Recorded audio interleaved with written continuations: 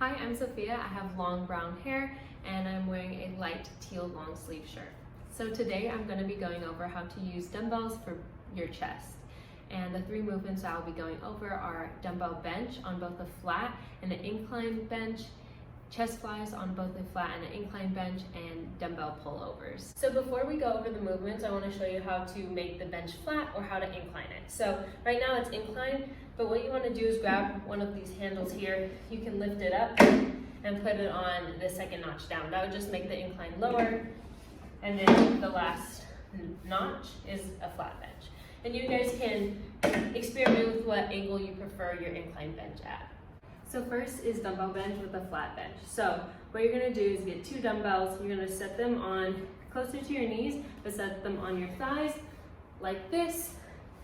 You can go ahead and straddle the bench, and you're going to lean back and let the dumbbells fall. So you can also do this, bring your knees up and let the dumbbells fall, and they'll be right in the perfect position. I want your elbows to be at a 45 and your wrists to be at a 45. So when I am at the bottom of my bench, I look like this. I don't look like this, where I'm completely horizontal with my dumbbells. I want them to be at an angle. That's where I press the best from. 45-degree elbows and 45-degree wrists. But you can also keep these horizontal. Just experiment with what's comfortable, but at least 45-degree elbows. So going back into that, knees follow up while I lean back, feet down. I'm gonna have my elbows at that angle, and we're gonna press up. So this is what a rep on a flat dumbbell bench should look like. Going down, touching our chest, and back up. You can add a negative to the descent, so 1, 2, 3, 1, 2, 3. That's a negative on the ascent. So descent, ascent. And then when you want to bring the dumbbells back over, I put my palms neutral, meaning palms are facing each other. Bring my knees up, and then I roll back forward because the dumbbells are on a stable position on my knees. So similarly for incline bench, now we just have the bench inclined. Every other step is practically the same. So getting our two dumbbells, putting them on our knees, even if you can't, oh, you can't see that. Putting them on our knees, you're gonna kick up, having them rest in that position which is midline of your chest, right here. Elbows are below my chest, my dumbbells are touching my chest, and we're gonna press from there and come back down, making sure my feet are flat on the floor, press, and back down. Again, resetting by touching our chest or getting super close, like a centimeter away.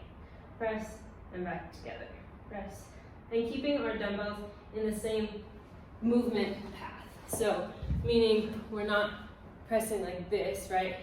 There are like chest flies that we'll go over, but I want you to keep it straight up and down for these bench presses. Alrighty, next up is dumbbell flies. You're going to be using dumbbells that are much lighter in weight than your dumbbell for your bench press. So the movement is, without the dumbbells for a second, when I'm flat on the bench, my palms are facing each other. I'm going out with a slight elbow bend, but practically almost straight arms, and back together. I'm going down until I reach my chest line and back together. So here, that's where I want to go. I don't want to touch the dumbbells at the top, so when I go down, I'm fully extended. My elbows are not in line with my wrist here. They're here. They're going outwards. So let's see that in action. You can use that same dumbbell loading on your knees, kicked up, feet on the floor. So let's start from the top. My dumbbells aren't touching. I'm going to go out with a slight elbow bend until the dumbbells are at my chest level and back up. A lot of people utilize negatives on these, so you can go 1, 2, 3, 4, up. 1, 2, 3, 4, up. Just making sure that you're coming all the way down with a slight elbow bend, and making sure that our elbows are not in line with our wrist, rather they are outside of our wrist. Next is our incline bench chest flies. Same steps. What we're gonna do is we can use the same dumbbells or a little lighter dumbbells because the incline does increase the difficulty. But let's load up our knees with our dumbbells. We're gonna kick back. Here, feet on the floor. I kind of get into this position and then press up to the top to get ready for my fly. So now same thing, I'm going out until I reach my chest line and back together. People even hold at the bottom to really feel a stretch in their pec or in their chest muscle, and then back up. So you can go a rep every 2 seconds or going down for 4 seconds, whatever you prefer, and that can add some variation to your workout depending on what holds you want to use or what negatives you want to use, either on the descent or on the ascent. And our last movement is a dumbbell pullover. So this movement works many things, and you may feel it in many areas. Your core, your hip flexors, because they're working to stabilize your legs, and your back along with your chest. So this movement, we're gonna start out with 1 dumbbell. You're gonna make a diamond with your hands. You're gonna go around the dumbbell, so it looks like this, right? It's fully secured. So let me go down there, and we're gonna make sure my head is at the edge of the bench, and you'll see why.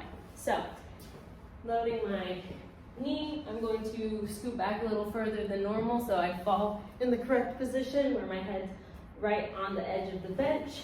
So, with my diamond secure hand position, what I'm gonna do is have my arms extended over my chest so the dumbbell is resting over my chest.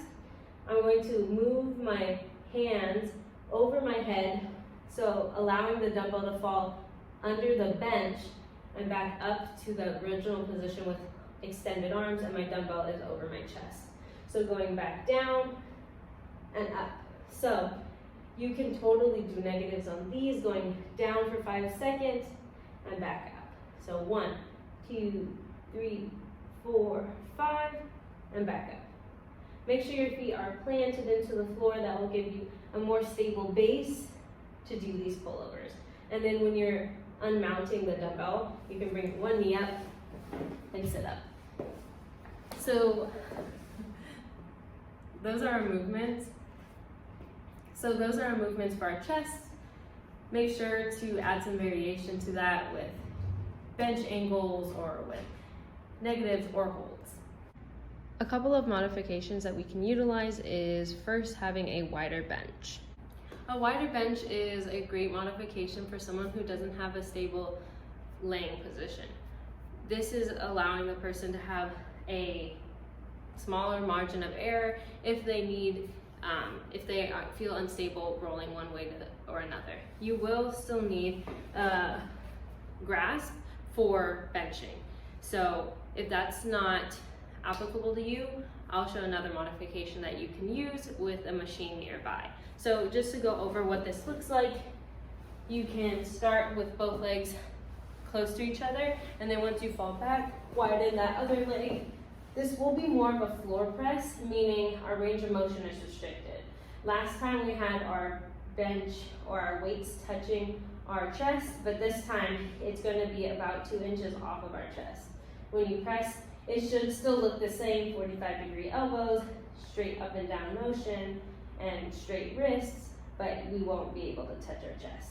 So the second modification is for anyone who wants to add some variation to their chest routine, who doesn't have a grasp or who has an unstable seated position. So first, to set this up, we rolled up one of our benches to the closest position to this chest fly machine. And this chest fly machine are those 2 black right here, and then this backrest. So once the bench is pushed all the way up, then we'll go choose our weight from the back. So right here, this red push pin, I'm gonna just take it out and press it all the way in to the number 1, just to show you guys how to do that. So now, let's get into the movement. Alrighty, to get into this movement, I'll show you. You'll probably need to walk along the bench, support yourself here, and maybe even the Smith machine up top. You guys can't see that, or this pole right here. You're gonna step over, sit down, and scoot back until your back is parallel with the backrest and you're leaning on it. Your arms are gonna look like this, kind of in a cross position where your wrists and your elbows are in line with each other. You're gonna go behind these black pads and grab the metal bar attached to the black pads. So we're going to make sure that we don't lose tension in our chest fly. So I'm not losing tension here, but that's where I lose tension. When the metal touches the metal that is moving and adding the force to the movement, that's when I lose tension. This whole movement is chest flying, so bringing my arms from lateral position to a midline position. So bringing it in front of my face, and that should be working out our chest. And just make sure you come to the bottom of the rep without touching the metal, meaning these metals are touching behind me.